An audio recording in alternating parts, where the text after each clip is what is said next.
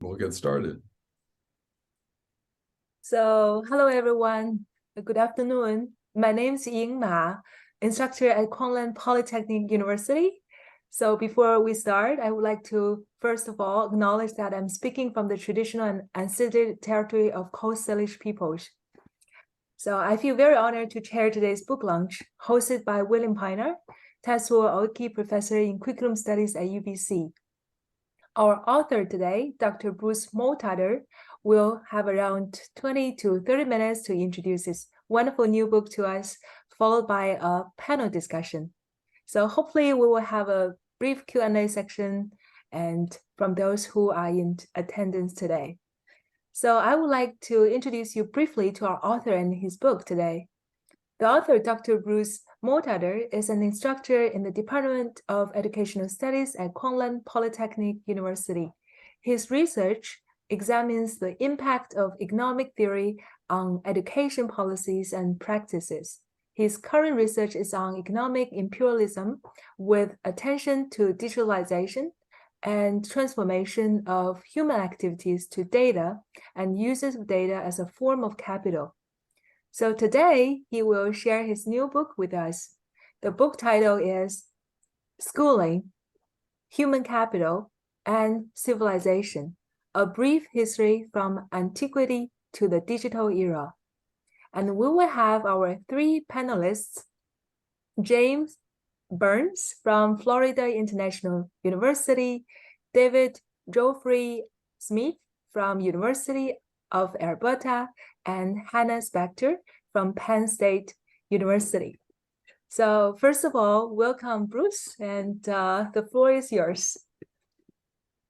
Thank you so much for that introduction, Yang, and thanks to Dr. Pinar for hosting this conversation, and thanks to the panelists for joining me today and spending their time reading the book and providing us with this opportunity to have a conversation about this. I'm going to go and share my screen right now, and I have prepared about 20 minutes based on what I was told to kind of introduce the book, and then I'm really excited, and I might even cut shorter than 20 minutes for the conversation that might follow with the panelists and people who are attending. So thanks everybody for being here today. I like to acknowledge that the book came out of my doctoral studies in the Faculty of Education at UBC, and I'm grateful to Professors William Pinar, Peter Grimmett, and Peter Topman for their mentorship.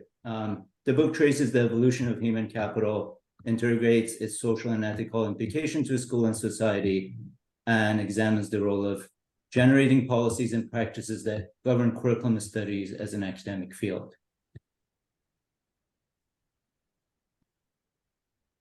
The book offers a reflection on the valuation of humans as resources, which I postulate is the cause and condition of economic inequality. It offers a genealogy of global capitalism. It traces discontinuities in economic imperialism with attention to education institutions, and provide a lens to the construction and the evolution of economic system. An economic system is a mean by which societies or governments organize and distribute available resources, services, and goods across a geographical region or a country. Economic systems regulate the factor of production, include land, capital, labor, and physical resources, affecting institutions, agencies, entities, and decision makers to provide an economic structure to a given community. Most importantly, economic systems facilitate the encoding and decoding of capital. This definition of economic system helped me to kind of proceed and do the methodology that I adopted to study human capital. I relied on genealogy, or what Michel Foucault termed effective history, to learn about human capital. I used this approach to show both continuities and discontinuities of how we have historically legitimized the use of humans as economic means. I explored the fiction of human capital as a changing fiction that accommodated different economic systems. Traditional economic systems, command economic system based on a central government, and what we have and we're transitioning out of, which is a market economic system, which is leading us into a digital economic system. I also focus on specific notions slavery as slaves, the use of humans as slaves, the use of human as a mode of property or machine, and what in modern terms we call it human capital. Just a brief description of each chapter. So in the first two chapters of the book, I focused on the relationship between human capital and creation of empires, specifically the Persian Empire and the Roman Empire, and outlined the gradual transformation of traditional economic system with attention to slavery and colonization. I showed while property rights aimed at social order, they also allow for more powerful to extract resources from the less powerful. In chapter 3, I focus on the rationalities that dictate the creation of market system. I also show that this market system and belief around its efficiency to institute progress continues to rely on command economic system and a centralized authority of a government. In chapter 4 and 5, I show the market economic system as a creation of Western theology, science, and politics by which the elites of the industrial society free themselves from social responsibility. And in chapter 6, I show as education became more preoccupied with teaching by numbers, it became possible to institute policies and processes that legitimize situating a school within the market relations and therefore approaching them through an economic lens. We're all living in a digital economy where economic activities, commercial transaction, and professional interactions such as this one are enabled and disabled by information and communication technologies. This transformation has a role in devaluation of human learning and work through automation. However, there continues to be an economic value in humans, and that includes utilizing learning sciences to better shape their behavior, preferences, and choices through education institutions aimed at increasing the production of social and economic outputs. My inquiry into economic doctrine was rooted in my life experience as a child of a middle-class immigrant family who moved to Canada. It was also influenced by my work as an employment counselor, helping highly educated people to use their education to earn a livelihood. My work on human capital suggests that economics is an approach to life not only focused on consumer behavior, labor market, and distribution of the scarce resources, but also in constituting a set of beliefs that inform and reinform social practices and understanding of ourselves as social beings. Today, for example, we can talk about universalization of life into capital as social and economic and political structure comply with integration of human mind and body into economic processes. For example, every nation is informed by the discourse and methodology of gross domestic product, which came out around the same time as human capital came out in the 1940s and 1950s. And GDP is a monetary measure of market values in goods and services. And it was supplemented by human capital theory, which situated human life within this economic goods and services produced in a specific time period by a specific country. So based on human capital approach, the value of life is different in different places. And this is important to the conversation that I didn't really include in the book because it was long enough for what it was. But this is statistical value of life that started with William Petty in Britain during 1600, provided this estimate monetary value on each head. Today, that estimate value in the United States for each individual is calculated at 7.5 million per person. That value drops when you look at countries that are underdeveloped, such as India, which is roughly estimated at 1.1 million USD. But it is much harder to estimate that value of life that we see built and destroyed in countries where US sanctions are operating, such as Iran, which is value of life worth around $300,000 USD. This economic value comes from the literature that I've been looking. So life globally is calculated higher for men than women, and it's higher for Caucasians than other races. So human capital theory not only applies in educational setting, but it just provides this framework at the government level to proceed with certain policies, including peace and war. So it was important to me to work backwards from this rather colonial and scientific approach because human capital theory in its modern form offers a rubric for calculating value of life. which influences health and education policies. It also offers a lens to look into the modern model of economic imperialism. As Ian Atkin would say, what it requires for an empire to run, it succeeds only if they foster quasi-autonomous local administration that are run by the people themselves. He suggests that throughout history, imperial bureaucracies contrived their organization power from social and physical sciences to classify and organize social relations and human beings.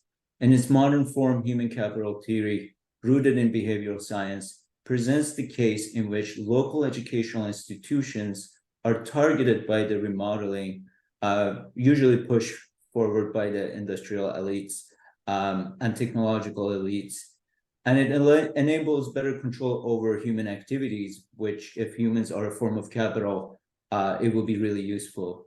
So the book touches on 4 empires, specifically focuses on the Persian Empire, mainly because I'm Iranian and I didn't want to point fingers at any other country. I want to start with where it all started. Then I focus on the Roman Empire and then the British and the American Empire. So when you think about empires and imperialism, we often focus on their military power to establish control over a geographical region or a population, but it could also be through providing a stability and stability through discursive practices such as human capital, and de-stability through practices such as production of machinery that would provoke other places in the planet to fight against each other. So as you see in this graph, the United States, this is the data that I just got off the internet, its share is about 40% of all the leading export of major weapons between 2018 and 2022 by countries. So the United States is at the top and is followed by Russia, France, China, and Germany and Italy.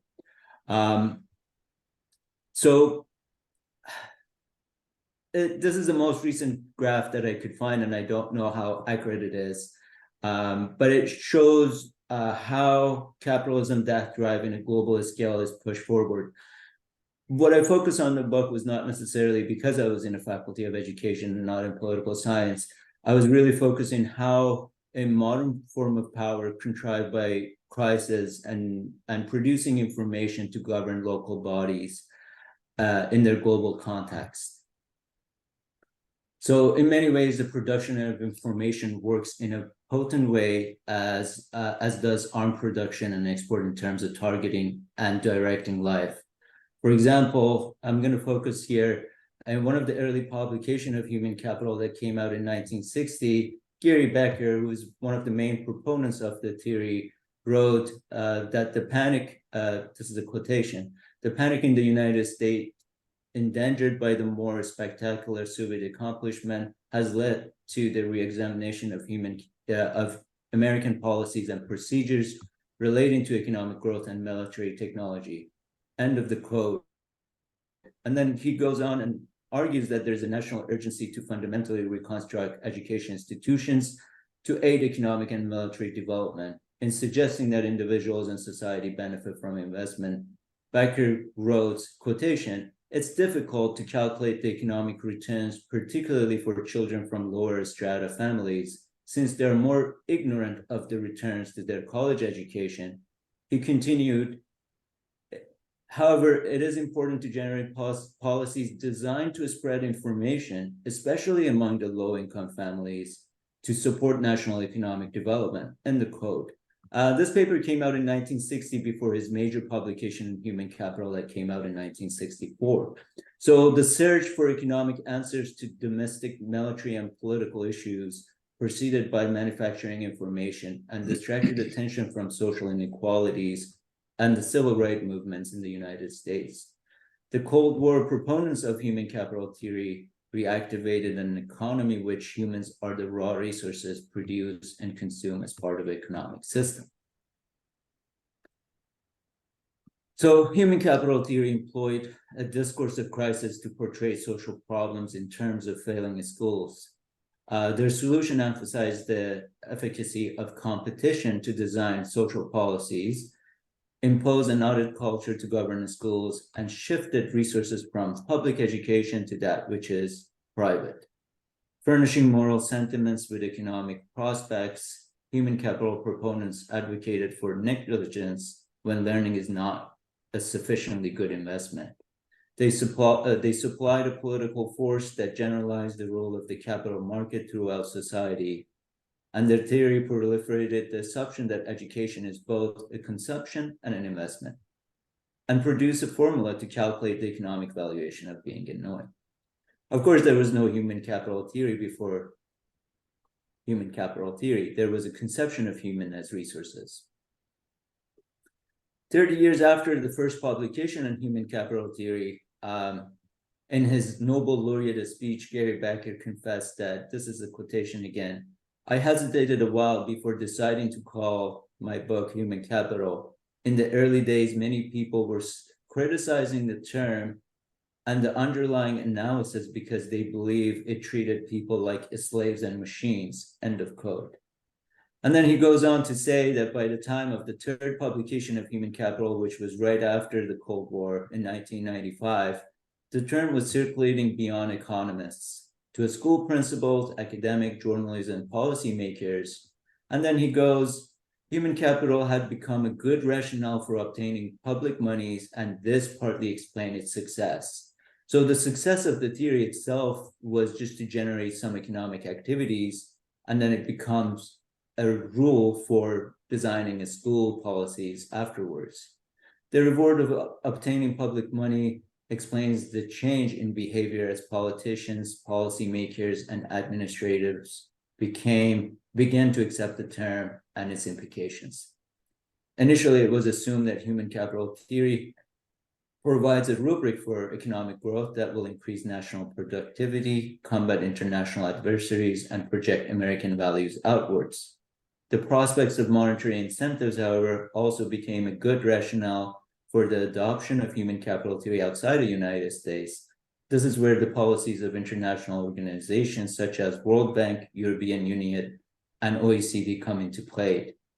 And I'm not going to bore you with all of that, but there is a body of literature since 1990s that continue to assess and evaluate the basis by which PISA, Program for International Student Assessment, provides the ranking that informs national education policies across OECD members, universalizing quality control in human capital production across national borders.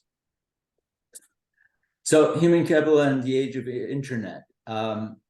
So the policies and processes projected by human capital theory erude the distinction between education and other conventional investment. As Gary Becker imagined, the theory also provided, this is a quotation, the inclusion of physical and psychological factor associated with learning theories, end of the quote. Such an inclusion paved the path for incorporation of technologies that can facilitate commercialization of human relation and human-machine interaction through datafication. Data is the new gold or the new oil, if you will. It is extracted often without consent and used in ways not disclosed to the consumers. As Shoshana Zuboff notes, the internet has introduced new measures for commodifying human behavior. Even when knowledge derived from our behavior is fed back to us, the perilous secret operations of the shadow text capture surplus for grafting into prediction products or policies destined for other marketplaces that are about us rather than for us leads the processes of commodification these days. This market depends on us first as raw material from which the surplus is derived, and then as a target for guaranteed outcomes. Knowledge, authority, and power have shifted to civilians' capital, for which we are merely resources. This new market is different than the market that deemed us as rational maximizers of ourselves, which was at the root of human capital theory. This new market, though, benefits from the basic assumptions that human capital provided and exploits our choices, preferences, and emotions and behaviors for predetermined outcomes.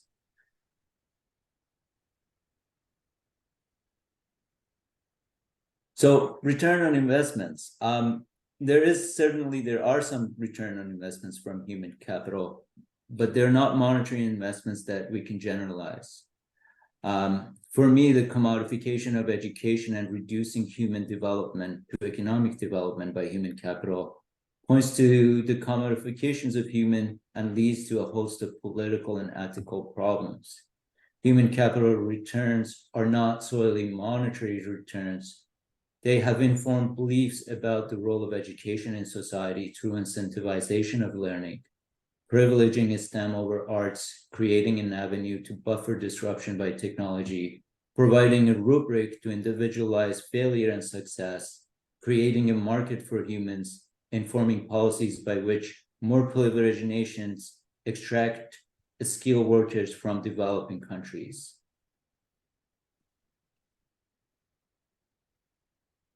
Return on investment to the failed promise. While I was working on the manuscript, a new book came out and looks at the statistical results. So at the time that I was writing, I point out that from 1880s to 1950s, the statistical data that informed the work on human capital suggests that there is actually monetary returns.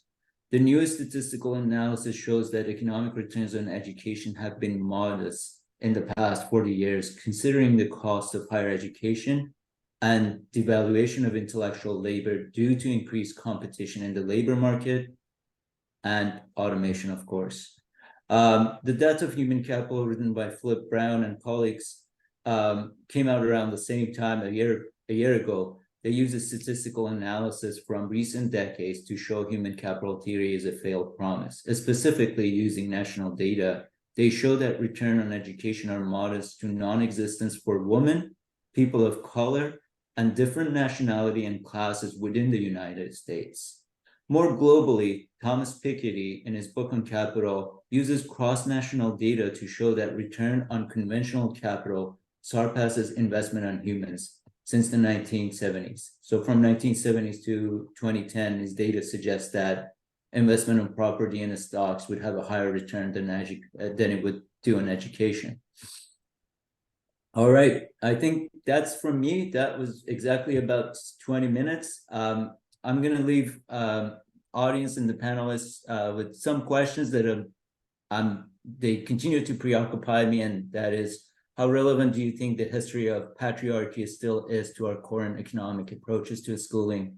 And how relevant do you think the history of colonizing is to capitalism and or the alternative economic systems that we have produced? So thank you so much for listening, and I'm looking forward to the conversation that will follow. Thank you very much, Bruce, for the very thought-provoking presentation, and especially the questions. So now we'll enter the panel discussion. And so we will have our panelist, Dr. Burns, first to make a comment and ask a question. Welcome, Dr. Burns. Oh, thank you. I didn't know if I was going to be first. Should I share my, well, I guess I'll just have a few comments first and then show my slides so I can look at the quote that I saw. Is that how would you like to do that? Okay. So the book was great, and I had a really, it was an enjoyable read for me. I thought it was very theoretically quite rich, and one of the things that I would say overall is I really appreciate the way that you did use the genealogical method. I know that having read Koopman myself, one of his criticisms of genealogies is that a lot of them are not actually genealogies, and I thought yours, you really pulled it off quite well. I mean, your engagement in historicization, and your engagement in positive critique, I think was truly one of those things that marks it as a genealogical study. I thought the problematique or the problematization was very clear to me, and it was really reflected from the very beginning in the questions that you asked. You asked the question right at the very beginning of the introduction, who are we? And when I went back and I was looking through some of Foucault's writings, those were the questions that he would ask. What are you in truth? Who are you in truth? And so I think that was something that really resonated with me. I was also I think you really were quite expert in kind of laying out the conditions of possibility through which this, I don't know, discourse or this discursive formation around human as capital was really produced. And I think one of the, in that historical kind of landscape that you were working with over millennia, and through different social iterations of kind of the main problem, or which I kind of interpreted to be the value, or human as value, or the value of human. I thought that was really effective. One of the concepts that was really resonant with me was your discussion of confession on page 91. Thinking about that, how Foucault kind of thought about it initially is this kind of extractive regime of veridiction, as he was talking about governmentality. And I think that concept and the way that you discussed it really fit with your discussion of technology, particularly, when I think about Koopman's latest, How We Became Our Data, right? Or you mentioned Shoshana Zuboff, The Age of Surveillance Capitalism, and even, Byung-Chul Han, who I appreciate in there as well. So, this idea that now we have become our data, and actually in many ways confess ourselves through our data. Essentially, as Zuboff says, we're actually giving it away.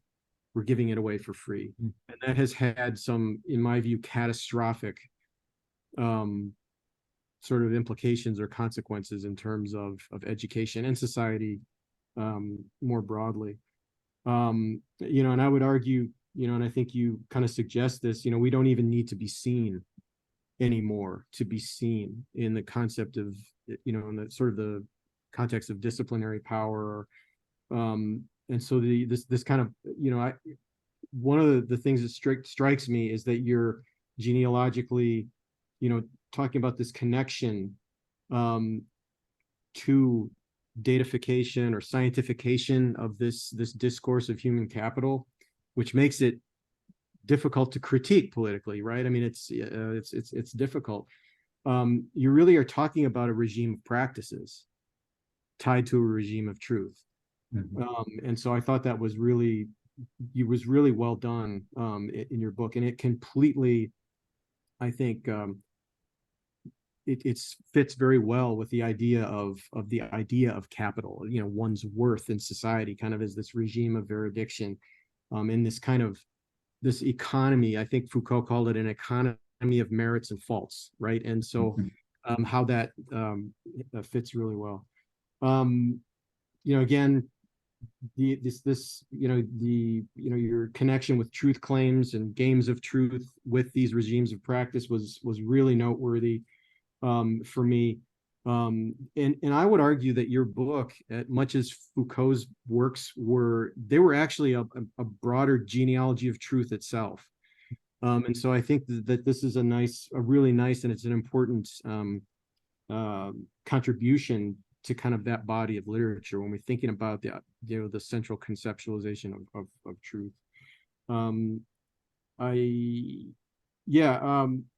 I think, just to close, and I had a lot of notes here, but I don't want to take up too much time. Thinking back about sort of the central premise of the book, and sort of this history of value of life, I couldn't help think the very end of Hannah Arendt's Origins of Totalitarianism, you know, where she talked about this concept of superfluity. And I just wonder, you know, at the very end of the book, she was talking about totalitarianism being able to survive the fall of totalitarian regimes. And she was absolutely talking about capitalism. And she was talking about the ways that those valuations and devaluations of human life were in fact the survival of totalitarian, or that's that kind of concept of totalitarianism. And I don't want to be a downer, you know, at the end note here, but I'm really wondering about, and I think this is a question that I've been really wrestling with a lot. I'm wondering about the extent to which we may be sliding backwards into, well, I don't know if backwards is the right term, but kind of sliding into this kind of mode of sovereign power, right? Yeah. Thinking about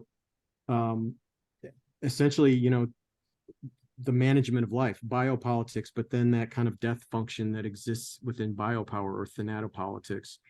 And I just look at the violence in the world, refugee crises, the proliferation of militarism, you know, your question about imperialism and its relationship with capitalism. I mean, there's no doubt that exists, you know, in terms of like what Chalmers Johnson called military Keynesianism and stuff like that. So I just found that, yeah, that was the big question. You know, I was wondering, I need to think about this a little more. So that's really all I had in terms of commentary. So I would turn it over to the other panelists if they would like to comment as well. I just want to say thanks for the kind words, Jim, and thank you for taking time to read the book. Knowing some of your own writing about power and curriculum in the past and reading it, and I really appreciate that. What you said about my work with Foucault, because you're yourself an expert, and that means a lot to me. And I guess, yeah, we're wrestling with similar questions in relation to this process of being situated in a history that sometimes we're part of, and sometimes we can resist, and sometimes we are just individuals that are really harder to mobilize, I feel like, given the effects of technology. Yeah, so if that's the questions that you're struggling, I could hardly have any answers to, but one thing that I could actually think about was this transformation between the lectures of biopolitics, where Foucault discussed this effective human capital theory. And then the next year, the next lecture is on hermeneutics of the subjects, which he focuses on the individual processes of subjectification by truth, as our email communication went, and this force of truth that you have to seek out within yourself, you have to speak it, but most importantly, you have to live it. To have that time, to put that time aside in a time that we're just bombarded by information and news, I feel like might be what he taught might be something that important for ourselves as individuals and as a part of society and group of community that we come together. Easier said than maintained. Yeah, for sure. Well, thank you. I have my question, but I can wait until the other panelists do it, finish if you'd prefer. Thank you very much for the conversation. And now we'll welcome Dr. Smith to make a comment and ask a question. Welcome, Dr. Smith. Well, thank you very much indeed, Bill, for asking me to be a part of this occasion today. You know, I had the good fortune of being Bruce's external examiner on his dissertation defense. So I read the manuscript then, and then I have to confess I didn't read the whole book this time. I cribbed my notes from the original reading, but I do want to say again, when I first read your dissertation, I thought this is an incredible achievement, actually, and I'm sure now in book form it'll become the foundational text for any deliberation on human capital theory and all of its implications. I mean, it's just an astounding marshaling of resources and ideas and so on. And I congratulate you on, and I congratulate, is it Routledge or Lang? I forget. Routledge. Routledge, yeah. I congratulate them on being able to procure your manuscript. So that's great. I'd like to do something a little bit different, actually, if you don't mind. Not so much concentrating on the contents of the book, although I might come back to that a little bit later. But I want to think more about the processes of writing itself. And I'm thinking of our grad students, and also, myself too. I'm very interested in the question of what's happening in the process of composition and the relationship between reading and writing and inspiration and creativity and imagination and those kinds of questions. And I mean, your book is sort of amazing in the degree of its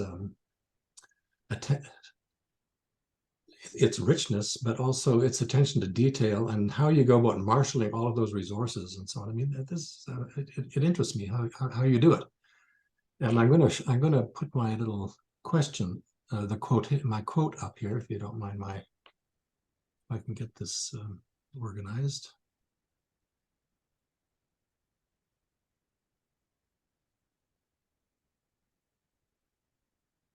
You see that? Can you see that? Not showing up, David. It's not Can you showing share up. the screen? Pardon? If you can share your screen. I beg your pardon. Oh, sorry. Yes, I didn't. Share screen. So here we go.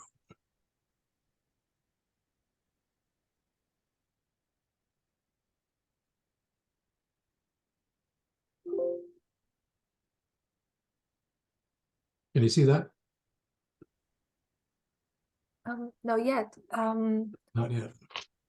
Okay, just one moment. Sorry.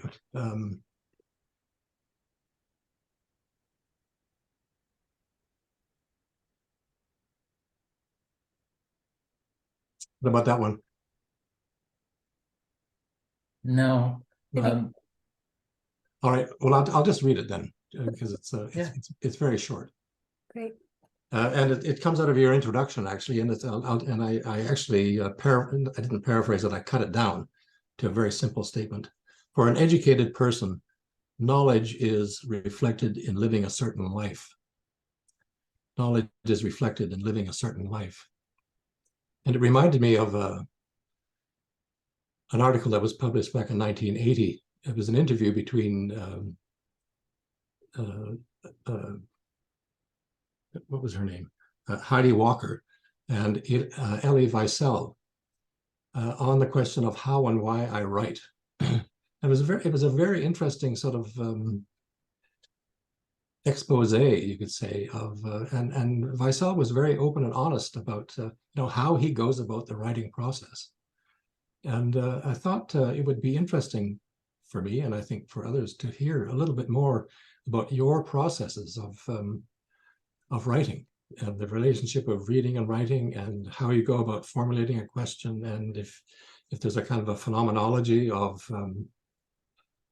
the experience of writing for you. I mean, I think those would be interesting questions. So if you want to play with that for a bit.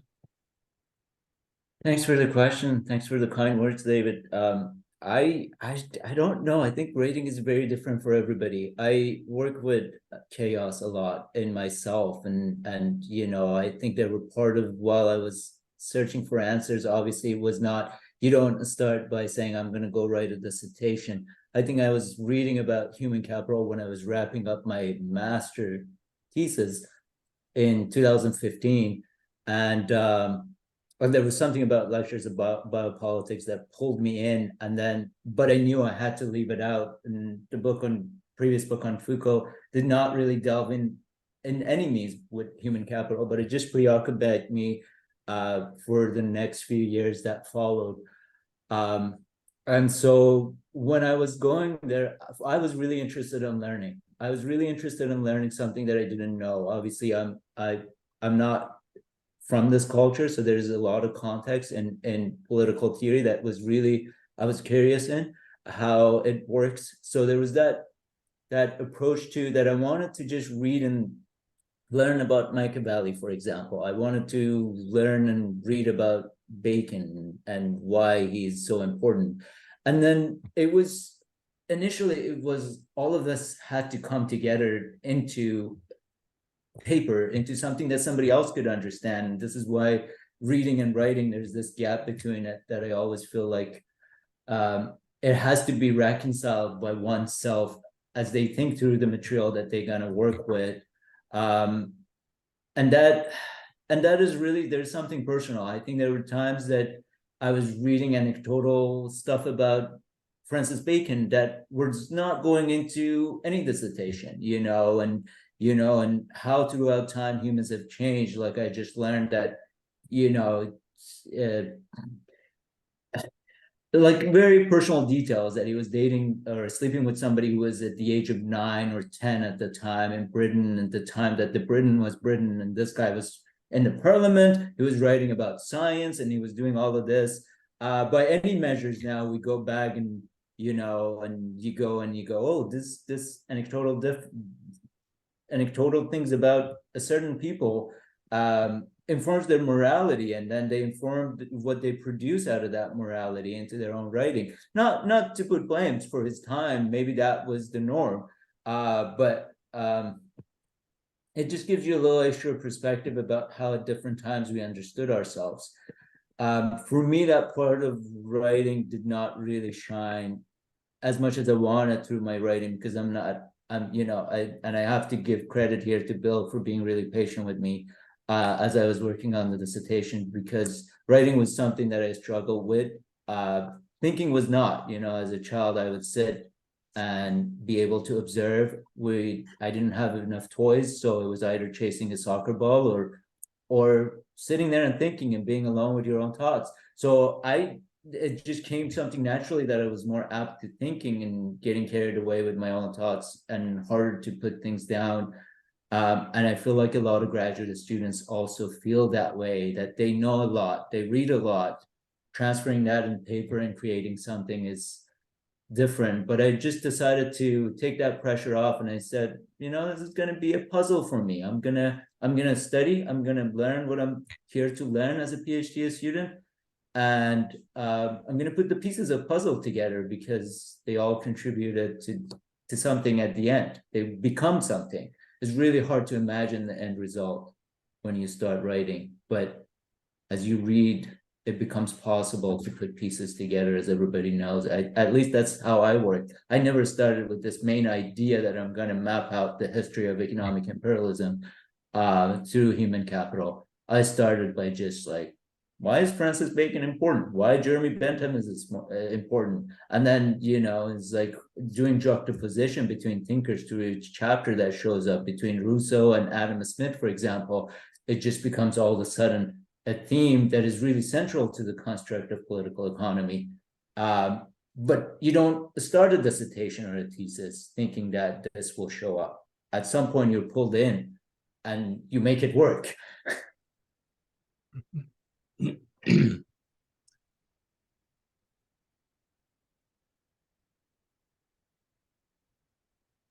I'm thinking what you said. Yeah, that's really good. That helps me understand, because one of the things that I was going to show that I can't seem to get the technology right, but basically it was the table of contents from your book, and because that sort of lays out the structure and so on. And I was wondering if you might comment. So you've got, and you had it in your overheads to begin your talk today. You've got basically 5 different chapters. First one is to rule with justice. Next one is humans as property. The next one is the God-human machine. Then it's utilitarianism and market divinity, and human capital theory. So could you, I mean, I know you do this in the book and so on, but I think it would be helpful what made you go to allow the transition from chapter 1 to chapter 2, from that discussion of to rule with justice to discussion of humans as property, as an example? What was the procedure by which you made that leap? I think you just looked at it. for me, it was just the different aspects of what informs discourse and its roots. It was not just what Plato, for example, or Socrates, or some ancient person said about Cyrus. I had to transform into this mode of thinking that was all of a sudden more Christian.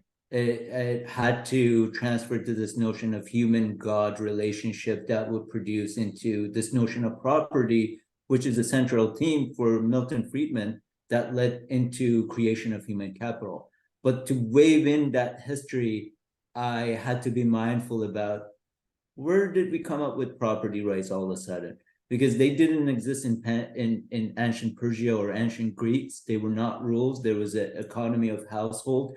And so how are we having an economy around the individual all of a sudden? And this is where I had to kind of make that transition happen.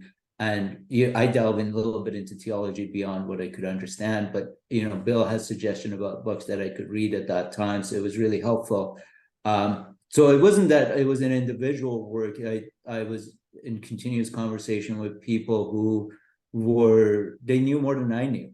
Because I think in any process of writing, you could take a lot of credit for what you did, but you're also building on other people that you're exposed to. And then you go to the shelves where the books are, and then you come out with 3 more books than what you anticipated. So much of it is planned and so much of it is just happenstance, I feel like. And then you kind of go, okay, yeah, so this fits here. This notion of property that Milton Friedman used to refer to humans as any kind of mode of property. It has a history. So chapter 2 became a history of property and property rights, and the story after that. And God-man machine relationships, there's a particular time where we talk about machines in history, and they weren't there. They're not native to human beings. We made them, but they also are making us this day and age. And then that becomes a connection between chapter 3 and chapter 5 and 6. But I didn't map those in advance. It was just. Yeah, well, thank you so much. That's really great and very interesting. And of course, you pick up a book and you're seeing a finished product, but what you don't see are the procedures through which it gets constructed, and all of that back and forth, in and out, upside down, inside out. Yeah. I think as writers, we all understand how that works, and it's damn painful actually a lot of the time, because because you're never quite sure where it's all going to be going. But anyway, thank you so much, Bruce. I really appreciate it. Thanks, David. I appreciate it. You can see the hairlines, though. They do have that effect when. Are you talking about me or yourself? No, mine. Okay. You have read a lot of books, it looks like. Thank you. Thank you, David. Thank you very much for the discussions. I find it very resonating with myself and should be very helpful to a lot of graduate students as well. So we will welcome Dr. Spector and to pose her question and make comment. Thank you. Great. Welcome. Thank you. Thank you for inviting me. I'm very happy to be here and to have read your book, Bruce. I had read your chapter from the World Yearbook, and I really enjoyed that one. And I would echo David's point that I think your work on human capital in the field of education will be some of the most important that anyone who wants to study this will turn to. So congratulations to you. Because, I'll kind of move more quickly to some of my thinking here. And I'm going to tease out a word that Jim used and that David used. Jim used the word misery and David used the word pain.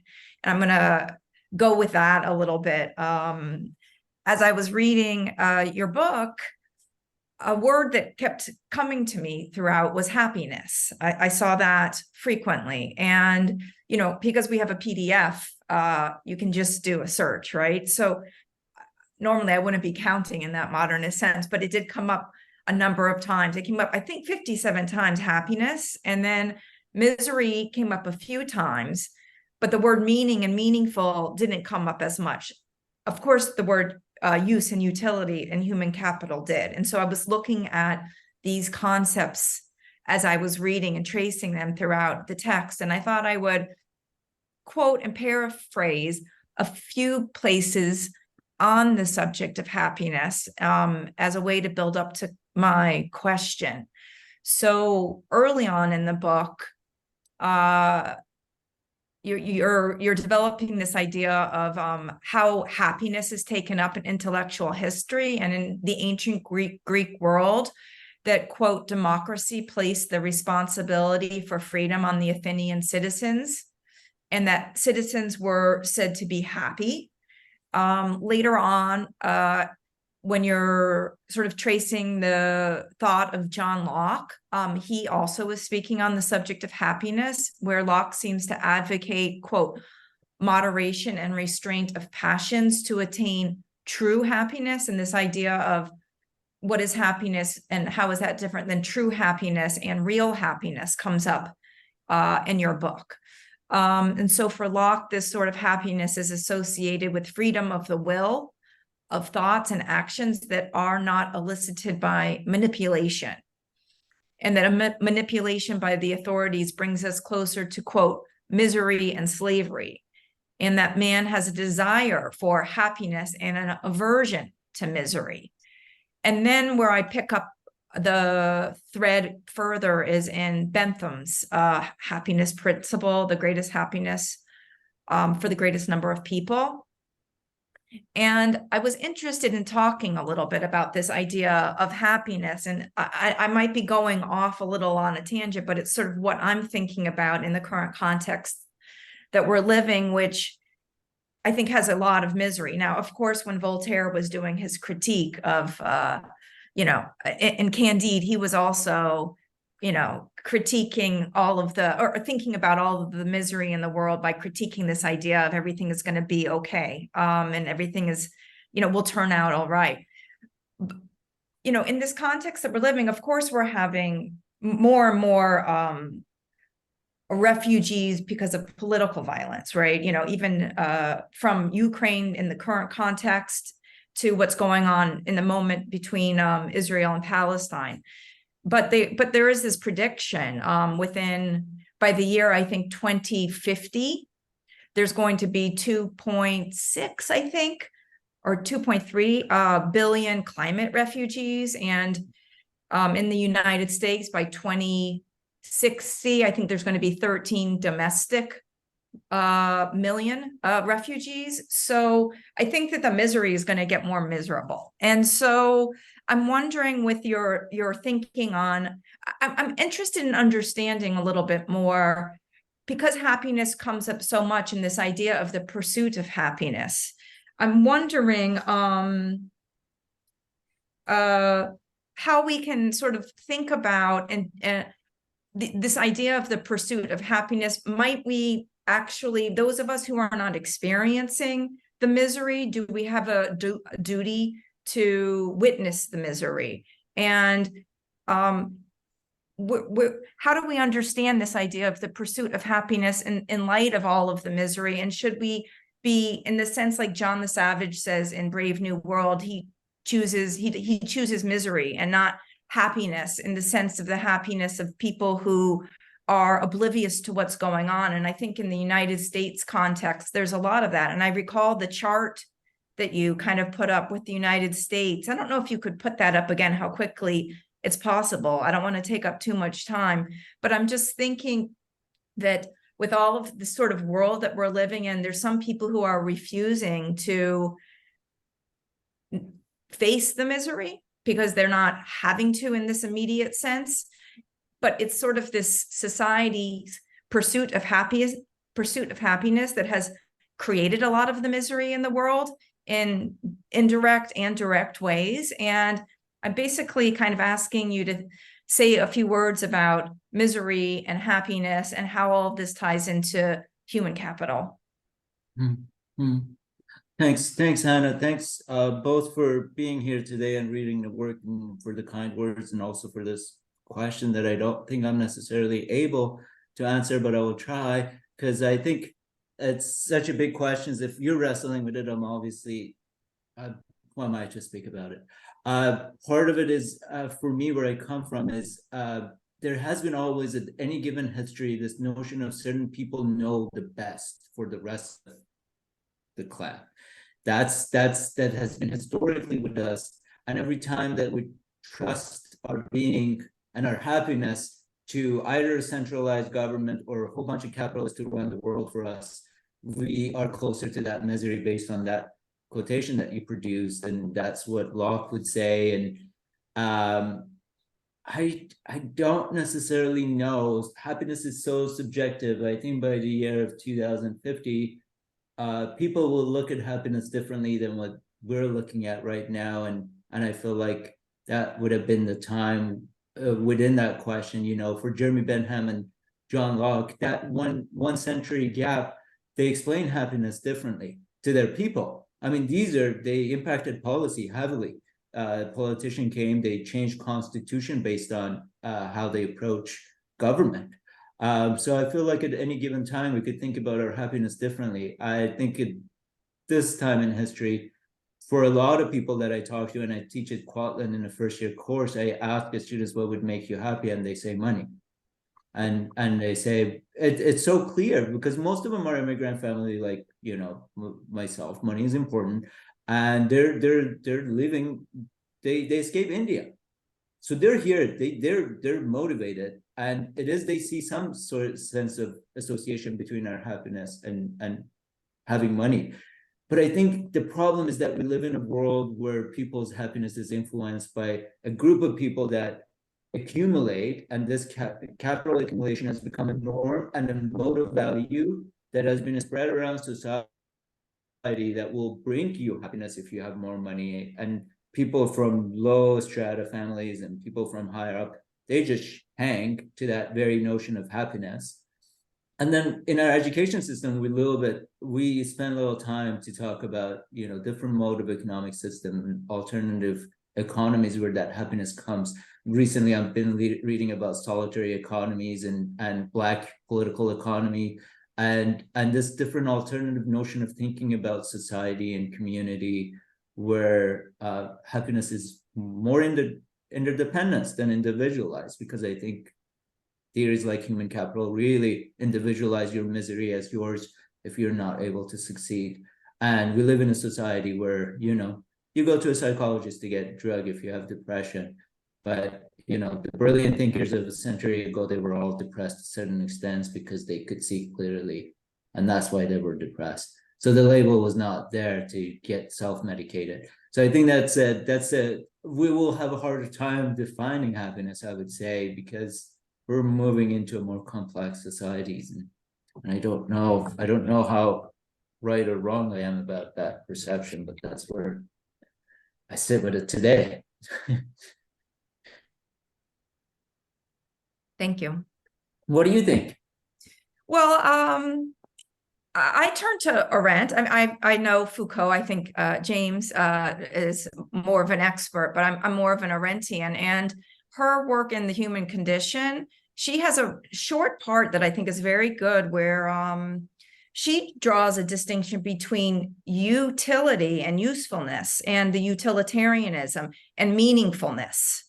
And sometimes I wondered as I was reading that maybe a distinction can be made, or how you're thinking about happiness. I'm wondering if it's about meaningfulness. And Kant's idea that no man must ever become a means to another end. Man is an end in his own right, which is in contrast to this idea of utilizing human beings, you know, for this other end that is always sort of, you know, about the economy. And so I think that the quest to have a meaningful life for those who live in a modern world where they see meaning as use and they have a hard time differentiating between the two is a different way of understanding. Meaningfulness would be different than understanding happiness in the sense of the way that Huxley is critiquing happiness, where you're talking about if you're not feeling okay, you just take a pill, you know, and it's the Soma pill. And you just, you know, I think today with like our phones, the scrolling creates like a dopamine effect. And that is a kind of way of escaping from a meaningful existence. So I think that that's my thoughts on it. I just was wondering, you know, how you were unpacking and thinking about happiness beyond the way the thinkers were talking about it that you drew upon. Because of course, as you showed, it was understood differently in different time periods, but ultimately, what were you taking away from that is where I was developing my thinking. Yeah. I have to sit with what you just said a little bit longer, because I like also how you think about happiness, I think. Finding meaning through meaningful work. Yeah. Well, I enjoyed reading your book and developing my question for you. Thank you. Sure. Very kind of you to join us, all of you. Thank you so much. Thank you so much for our panelists and for the wonderful discussion. And we will have some time for the Q&A section. And I'm wondering whether any of you have any further questions. I just typed Bruce 2 questions in the chat so that I can maybe respond or raise your own questions if you have any.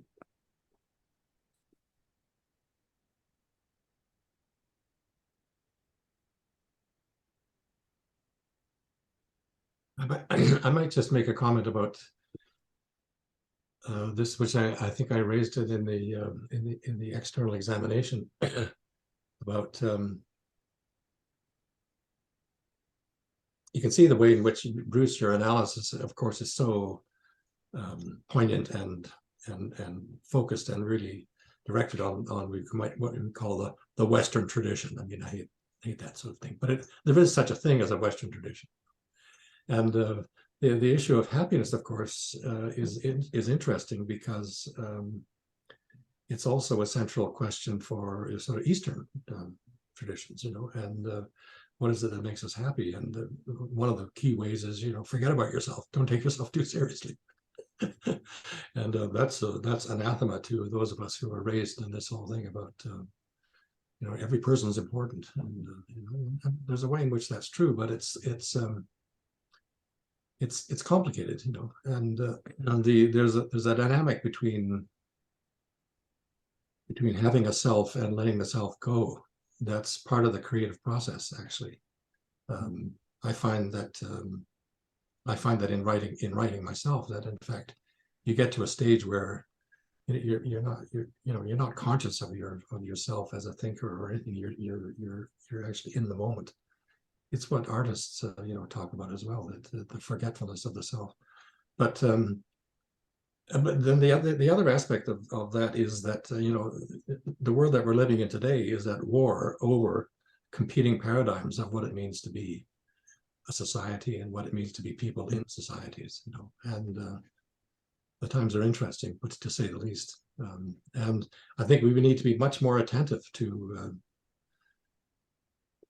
our non-Western compatriots and fellow travelers, because without that, it's just going to be a war of annihilation of one over the other, it seems, and that's terrifying. It's a comment and a question too. Thank you. I had one follow-up, if I might. And it's interesting, David, bringing up the idea of the Western tradition, right? It's interesting to me, and it kind of goes back to the question that I was supposed to have asked you, earlier. It's like, how do you, how are we going to get through this? And this kind of idea of parrhesia, not, more like in the cynics, right? But it's interesting, thinking about the Western tradition, that's even being turned into something else now. And I'm like at ground zero in Florida, this now with the co-optation of, like, you talk about language, right? Classical education. We have to return to this idea of classical education. What does that mean? and how is that being used and abused, go back to Nietzsche again, how's it being abused for purposes that have nothing to do with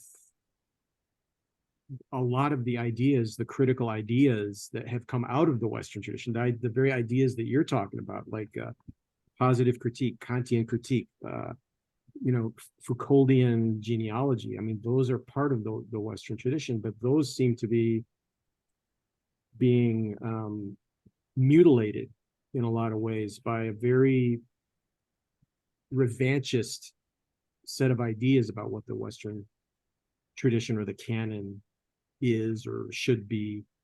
And again, I go back to this idea that, this rejection of this supra-historical sense, you know what I mean? That the kind of the genealogy actually kind of rejects that and actually parodies it in a lot of ways. So I don't know what I'm asking particularly, but it's interesting to me again how critical ideas are now being deemed as something, like Macron in France, right? Talking about how, accusing academics of being in this Islamo-fascist conspiracy. And that they're now been polluted by Western ideas, the very Western ideas that emerged from the French Academy, right? So it's just, as David said, it's interesting times. It's strange days. It's really interesting because the very basis of democracy and free speech that is on one hand is values, it look like on the other hand is utilized to divide people against each other and preoccupy them with each other so you could govern them effectively. Because as long as there is that enemy that, there is a Muslim over here and a Christian over there and a Jews over there, then you could just turn the tables around and kind of use that to just avoid addressing what it would be happy or what it would be peace. What I show you that graph about the production of weapons, it's really, this is a question that I have had for such a long time. No other species than human beings produce things to kill other people with, and then that becomes a source of profit by which that they leave. And it happens, I mean, in the United States, sadly, between people themselves. So there's a gun accessible and let them run it. And it's part of the freedom code that has been actually built to have that access to that machinery. But nobody questions it. What would it take to just shut down all this companies that produce these weapons that kill people? And I think that national scale we're really behind because there is Russia to point out and said, we can't do that because they're doing it. And then there's always that, they're doing it. And just humans have this ability to point fingers to justify why they do what they do. It's crazy, but at the same time, money is to be made, and certain people profit heavily from killing other people or creating this stability, hostility between them. They govern more effectively as soon as there's enemies out there, or you have to oppress a certain race. A certain other race will get together and kind of help you with it. It's just kind of amazing that our livelihood is just dependent on an animosity to some extent that is generated by the more elites in any given time.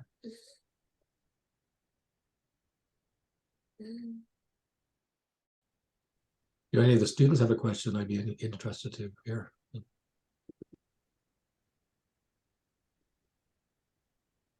You're pointing at me, David? I'm a student. Yeah, well, we're all students, that's true, yeah.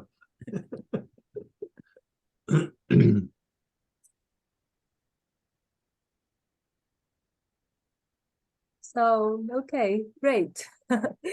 So, on the note of the happiness and our entangled understandings around it, I hope to end today's session. And before I do it, so I hope to thank Dr.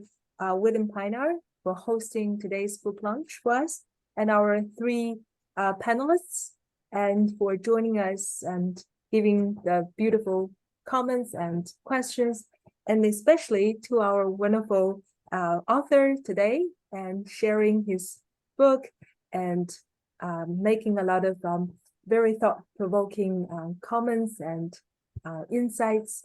So thank you so much and congratulations, Dr. Bruce Moghtader. And so Thank you. Congratulations. yeah, enjoy the rest of your day. So bye-bye, everyone. Bye. And thank you, Ying Ma. Bye. Thank Yeah. you. Thank you so much. Thanks, Bye-bye. everybody. Congratulations. Thank you. Thank you, Bill. Thank you, Anna. Thanks, David. Nice to Thanks, meet you, Jeff. Hannah, and Thank you.